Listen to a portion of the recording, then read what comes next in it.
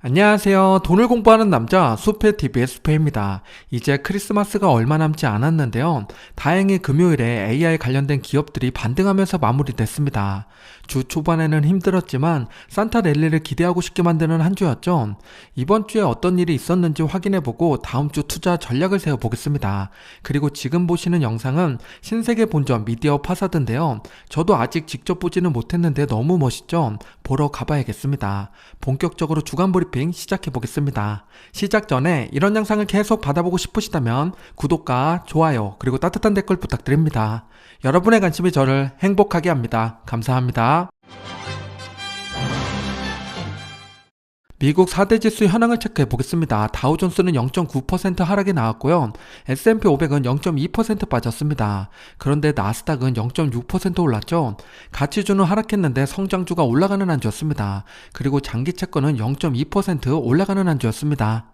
이번 주 S&P 500을 보면 그동안 조정받았던 기업들이 다행히 회복되는 모습입니다. 상승폭이 큰 기업을 추려서 보면 다음과 같은데요.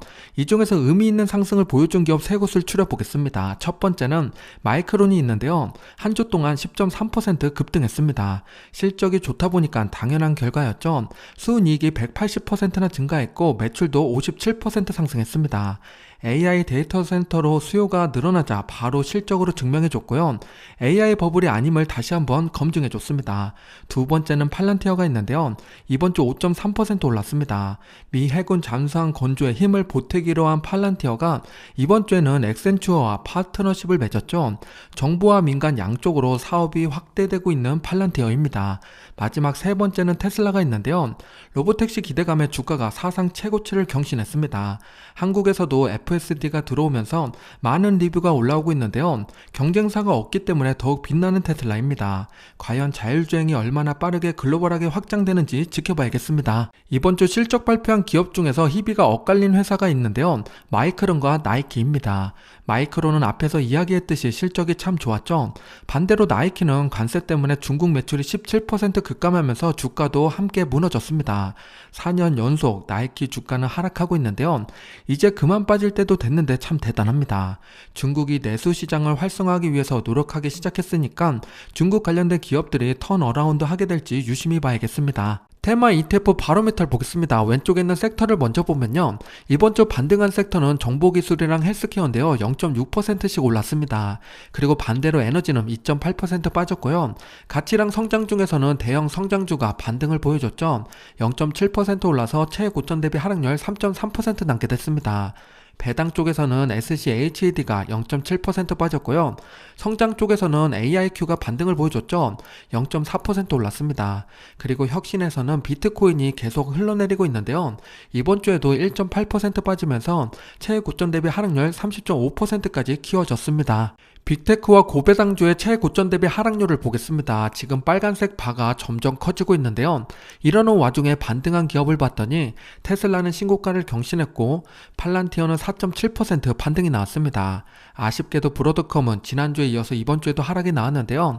7.2% 빠지면서 최고점 대비 하락률 17.9%까지 키워졌습니다. 그리고 오른쪽에 고배당주를 보게 되면 이번 주 하락폭이 컸던 건 UNH인데요. 2.3% 빠지면서 최고점 대비 하락률 48.1%까지 키워졌습니다. 유나이티드 헬스의 주가 차트를 보면 5월에 급락이 나오고 8월에 저점을 찍은 다음에 조금씩 우상향을 만들면서 올라가고 있습니다. 워런 버핏을 비롯해서 투자 대가들이 매수했다는 소식에 추가 하락 없이 잘 버티고 있죠. 새로운 바닥이 형성되고 있습니다. 장기적인 관점으로 보면 버핏도 추가 매수할 수 있는 자리로 보입니다. 주가와 환율을 함께 놓고 보면요. 이번 주 S&P 500이 0.2% 빠졌고요. 환율은 0.2% 올랐습니다. 그래서 우리 주식 계좌는 가만히 있었다면 0% 보합을 유지했죠. 환율이 1481원까지 올랐습니다. 조만간에 1500원도 터치할 수 있겠는데요. 환율이 비싸서 환전을 못 하시는 분들도 계실 것 같은데요. 이럴 때는 분할로 접근하는 게 정답일 수 있습니다. 해외 종목 매매 현황을 보겠습니다. 왼쪽에 순매수 탑10을 보면 이번 주에 역대급 매수가 들어왔죠. SOXL 매수 금액이 1조 5천억 원이 넘습니다. 이게 맞나 싶을 정도인데요. 그만큼 반도체 슈퍼사이클을 믿는 투자자가 많다는 이야기죠. 반대로 오른쪽을 보면 매도 종목에 구글이 있습니다. 지난주까지만 해도 구글 매수가 압도적으로 많았는데요. 수익 실현하는 사람들이 늘어나고 있습니다. 게다가 매도 종목에 브로드컴이랑 아이렌이 보이죠. 두 종목은 이번 주 조정을 받았는데 매도가 많은 걸 보니까 속상합니다. 성장과 테마를 매도해서 레버리지로 만회하려는 분들도 계실 것 같은데요.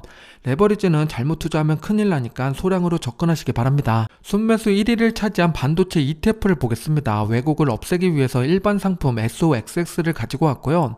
현재 상승 채널을 그리면서 잘 올라가고 있죠. 엔비디아는 횡보하고 있는데 반도체 산업 자체는 꾸준히 우상향하고 있습니다. 그 말은 반도체 내에서도 순환매가 돌고 있다는 이야기죠. 이래서 마음 편하게 투자하고 싶다면 ETF로 접근하는 것도 좋습니다. 현재 상승 채널 하단부에 있으니까 매력적인 구간인데요. 그래서 매수세가 강하게 붙고 있는 모습입니다. 반대로 매도가 많았던 기업 구글의 차트를 보면 12월 되면서 상승이 멈추고 살짝 흘러내렸죠. 그렇다 보니까 이탈하는 투자자가 늘어나고 있습니다. 추세가 꺾인 게 아닌데 좀 아쉽죠. 구글의 장기 비전을 보고 들어갔다면 지금이 매도 시점은 아닙니다. 복리 효과를 큰 수익을 챙기고 싶다면 긴 호흡으로 접근하는 게 중요합니다. 국내 상장된 해외 ETF의 매매 현황을 보겠습니다. 왼쪽에 있는 매수 탑10을 보면 지수를 제외하고 테마를 보면 초단기 채권, 테슬라 밸류체인, 우주항공 테크가 있습니다. 그리고 오른쪽에 매도 탑10을 보면요. AI 전력 핵심이랑 반도체, AI 테크 핵심이 있습니다. 그 말은 빅테크 기업을 일부 드러내는 사람들이 늘어나고 있다는 겁니다. 매수 탑10에 들어온 새로운 ETF 미국 우주항공 테크를 보면 오른쪽에 대표 기업들이 나와 있습니다. 요즘 인기 있는 로켓넷과 조비가 1, 2위를 차지하고 있고요. 아쉬운 것은 우주항공의 대표 기업인 스페이스X가 없다는 겁니다. 비상장이라 조금 어렵겠죠.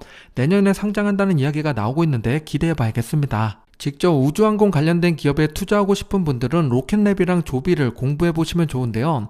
둘 다 유망한 산업 속에서 경쟁력을 갖춘 회사들입니다. 로켓랩은 예전에 우주항공 ETF로 소개드린 적이 있죠. 저도 조금 더 공부해 봐야겠습니다. 최근 1개월 동안 수익률을 비교해 보면 나스닥이 2.2%밖에 못 올랐는데 러셀 2000은 6.7% 상승했습니다. 수익률이 3배나 차이가 나고 있죠. 실제로 중소형주가 강한 반등을 보여주고 있다는 증거입니다. 유동성의 방향이 바뀌고 있는 모습인데요. 여기서 잘못 베팅하면 양쪽으로 손실 볼 수 있으니까 더욱 조심해야 됩니다. 러셀 2000의 섹터 구성을 보면 헬스케어, 금융, 산업 3가지 섹터의 비중이 가장 큽니다. 앞으로 바이오테크, 금리나 순환매를 고려해서 자산 배분 전략을 잘 세우는 게 중요하겠습니다. 참고로 2025년 현재 글로벌 증시를 보면 미국은 전 세계 평균보다도 낮은 수익률을 보이고 있습니다. 글로벌 평균이 22.8%인데 미국이 18.6%죠. 실은 이것도 높은 수익률인데요. 다른 국가가 상대적으로 높이 수익률을 올려가고 있습니다. 나홀로 상승하던 미국인데 섹터 순환을 넘어서 글로벌 순환이 일어나고 있는 거죠. 이 중에서 한국이 엄청난 상승을 보이고 있는데요. 올해만 86.6% 상승하면서 1위를 차지하고 있습니다. 자랑스러운 수익률이죠. 내년에도 밸류업 하는 한 해가 되길 기대해 보겠습니다. 엔비디아 주가 차트를 보면 11월 최고점을 찍고서 두 달째 흘러내리고 있는데요. 금요일에 고개를 들었습니다. 그 무거운 엔비디아가 하루 만에 3.9%나 올랐죠.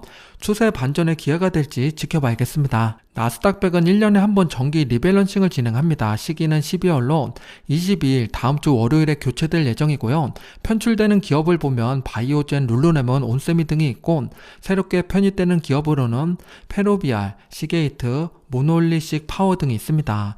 여기에 우리가 관심있게 봐야 될 기업은 편입 기업이겠죠. 어떤 기업들이 들어오는지 보면 트렌드를 읽을 수 있게 됩니다. 2년 전에 사이버 보안 기업들이 대거 등장했다고 말씀드린 적이 있는데요. 크라우드 스트라이크를 비롯해서 대부분의 기업들이 엄청난 성장을 했습니다. 흙 속의 진주가 될 수 있는 회사가 어딘지 편입된 6개의 기업을 자세히 보겠습니다. 이번에 편입된 6개의 기업은 뭔가 결이 비슷한 느낌인데요. 우선 위에 있는 3개의 회사는 전력, 하드디스크, 스토리지 관련된 기업입니다. 크게 보면 AI 인프라 비중을 확대하는 개념이라고 볼 수가 있고요. 아래 2개 기업은 헬스케어 관련된 기업입니다. 질적 상향을 기대해 볼 수 있는 회사들이고요. 2026년에는 GPU를 넘어서 인프라까지 확장될 가능성이 높고 AI와 융합한 헬스케어도 눈여겨봐야겠습니다. 이 중에서 제가 관심있게 보고 있는 회사 2개를 말씀드리겠습니다. 첫 번째 기업은 모놀리틱 파워입니다. 이 회사는 전력 반도체 분야의 숨은 강자인데요.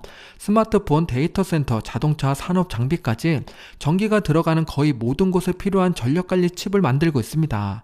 모놀리틱 파워의 강점은 고효율, 소형화 기술인데요. AI 수요가 증가할수록 같은 전력을 더 적게 쓰고 발효를 줄이는 게 핵심이죠. AI 서버와 전기차 확산으로 전력 효율의 중요성이 커지고 있습니다. 이에 따라 모놀리틱 파워의 역할은 더 커질 수밖에 없는데요. 눈에 띄는 테마주는 아니지만 구조적 성장에 올라탄 전형적인 퀄리티 성장주입니다. 모놀리틱 파워의 주가 차트를 보면 멋진 우상향 채널을 그리면서 올라가고 있습니다. 나스닥 100에 편입되면 패시브 자금이 추가로 들어올 텐데요. QQQ에 투자하고 있다면 자동으로 모놀리틱 파워를 담게 됩니다. 자금 유입이 얼마나 주가를 받쳐줄지 지켜봐야겠습니다. 모놀리틱 파워의 실적을 보면 매출이 꾸준히 증가 추세였는데 최근 3분기에 격하게 올라갔죠. 그 이유는 AI 어플용 전력관리 솔루션 판매가 증가했기 때문입니다. 4분기에도 가이던스가 높게 잡혀있는데요. 한번 반짝인 매출이 아닌 연속성을 시사하는 대목입니다. EPS도 2분기부터 꾸준히 성장 중이죠. AI 데이터 센터 분야의 강세가 계속되는 이상 실적도 우상향을 예상해 볼 수 있습니다. 월가에서 모놀리틱 파워를 어떻게 생각하는지 예상하는 목표 주가를 보면 앞으로 1년 동안 27% 상승 여력이 있다고 판단하고 있습니다. 스트롱 바이를 외치는 투자자가 대부분인데요. 미래가 밝은 기업입니다. 두 번째 기업은 알릴렘입니다. 이 기업은 RNA 간섭 치료제 분야의 개척자입니다. 쉽게 말해서 병의 원인이 되는 유전자의 작동을 아예 꺼버리는 기술인데요. 희귀질환 치료에 강점을 가지고 있습니다. 미래의 이야기가 아니라 이미 여러 상업화된 신약으로 매출을 만들고 있고요. 중요한 건 이 회사가 단기 테마주가 아니라 RNA 치료제라는 새로운 패러다임을 실제로 매출로 증명하고 있다는 겁니다. 파이프라인이 확대될수록 성장은 가속화될 수 있지만요. 임상과 규제 리스크는 항상 함께 따라오는 리스크죠. 전형적인 고위험, 고성장 바이오 기업입니다. 주가 차트를 보면 7월 말에 격하게 올랐었죠. 2분기 실적이랑 가이더스를 상향하면서 급등이 나왔습니다. 기대 심리가 반영돼서 주가가 480달러까지 올라갔었고요. 최근에 바이오 관련돼서 약세가 나오자 주가가 같이 내려왔습니다. 지금은 396달러죠. 밸류에이션에 대한 부담이 줄어든 시점을 잘 봐야겠습니다. 알릴렘의 실적을 보면 매출과 EPS 모두 3분기에 너무 좋았죠. 이 때문에 주가가 크게 급등했었습니다. 그런데 4분기 전망을 보면 3분기에 비하면 조금 주춤할 걸로 보이죠. 이를 반영하듯이 주가도 살짝 내려왔습니다. 4분기 실적 발표 때 어떤 이야기가 나오느냐에 따라서 방향성이 결정되겠습니다. 월가가 생각하는 목표 주가를 보면 앞으로 1년 동안 24% 상승 여력이 있다고 판단하고 있습니다.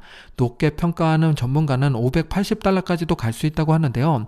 반대로 310달러까지 하락할 걸로 내다보는 전문가도 있습니다. 편차가 큰 편이죠. 바이오 쪽이 변동성이 높으니까 조심히 접근해야 됩니다. 나스닥 100에 편입될 6개의 기업을 다시 보면 전력관리, 저장장치, 스토리지, 바이오, 인프라 등이 있습니다. 2026년은 AI 확장이 계속 이어질 전망이고 추가로 바이오 쪽이 꿈틀댈 걸로 보입니다. AI와 결합된 헬스케어는 더욱 큰 성장을 보일 텐데요.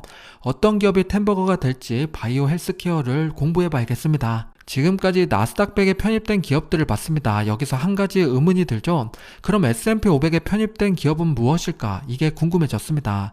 그래서 찾아봤는데요. 바로 뒤에서 볼게요. S&P 500도 1년에 한 번 정기 리밸런싱을 진행합니다. 시기는 매년 3월이고요. 보시는 것과 같이 조건에 도달하는 기업이 대상이 됩니다. 그리고 S&P 500은 수시로 편입 편출을 추가로 진행하고 있는데요. 합병, 파산, 기업 분할 등 이벤트가 발생되면 바로 진행합니다. 이번에 수시로 편입된 기업과 편입 가능성이 높은 기업을 함께 보여드리겠습니다. 지금 보시는 5개 기업 중에서 위에 있는 3개는 이번에 수시로 편입이 확정된 회사들이고요. 간단히 소개드리면 CRH는 건설 자재 및 인프라 기업이고 카바나는 온라인 중고차 업체입니다. 컴포트 시스템즈는 산업 및 빌딩 서비스 기업인데요. 다음 주 월요일 22일에 편입될 예정입니다.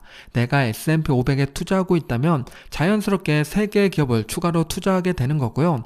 그 밑에 있는 2개의 기업은 내년 3월에 S&P 500에 정규 편입될 가능성이 높은 회사입니다.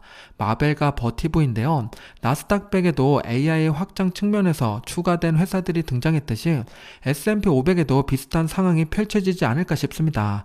과연 이 기업들이 편입될지 기대하면서 지켜봐야겠고요. 2개의 기업 중에서 마벨이란 회사를 조금 더 자세히 보겠습니다. 마벨 테크놀로지는 AI 시대의 숨은 인프라 반도체 기업입니다. 엔비디아가 두뇌라며 마벨은 데이터를 실제로 움직이게 하는 고속도로인데요.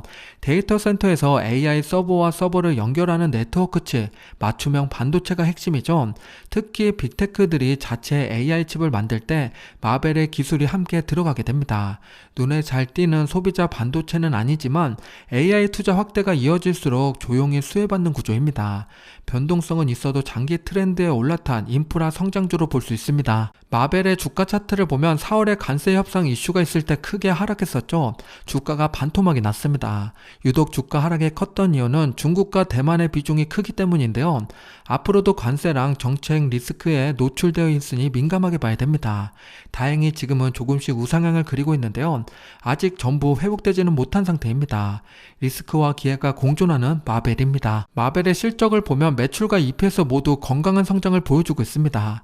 S&P 500에 편입되며 호재로 작용될 텐데요.